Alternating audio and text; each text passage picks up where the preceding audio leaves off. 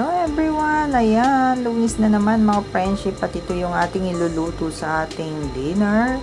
Ang dahon ng choy sam kasi yung ating bossing ayaw niyang maraming dahon sa kanyang choy sam.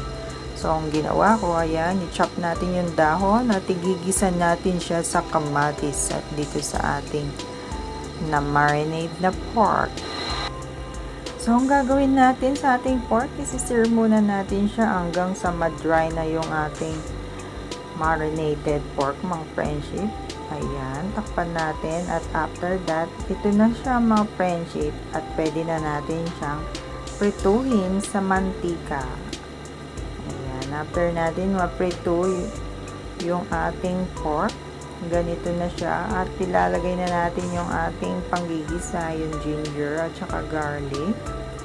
Ayan, i-serve muna natin ng 2 minutes. After 2 minutes, ilagay natin yung ating tomato.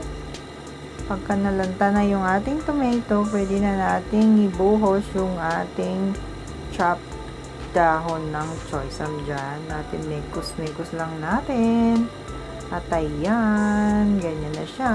At maglalagay tayo ng slurry. Slurry combination of water and cornstarch, mga friendship. Hindi na ako nagpaglagay ng pampalasa at may lasa na yung ating pork dyan. So after that, ayan na siya. At itatap up na natin sa ating rice. Mag-rice tayo for dinner tonight. Kaso konti lang yung rice, mga friendship. So ito nga siya, mga friendship. At ang next recipe natin, ito naman ang para kay bossing. So ayan, dito meron naman tayong slice na pork belly, mga friendship. Ayan siya. Ayan kalaki at kanipis. So nakikita nyo dito sa video. At meron tayong napakaraming ginger at saka salted fish. At ang pangpapalambot natin dito ay ang isang latang beer. So tara mga friendship, mag-umpisa na tayo. Isi-sear muna natin itong ating na-slice na pork belly until na mag-dry siya, mga friendship.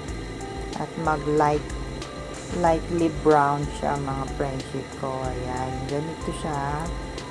So makikita nyo dito sa aking video. After that, ibubuhos natin yung isang latang beer, mga friendship. Pakuluin natin siya in the high heat hanggang mag-dry siya, mga friendship.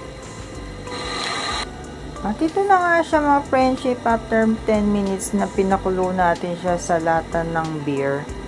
Ayan, itatap up naman natin dito yung sliced ginger natin.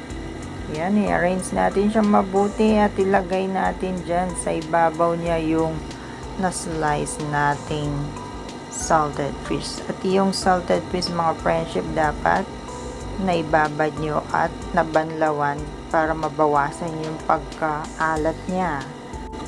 So, after natin ma-rinse, ayan, steam naman natin siya over high heat, mga friendship, for 20 minutes. At ito na nga yun siya. After 20 minutes, luto na siya.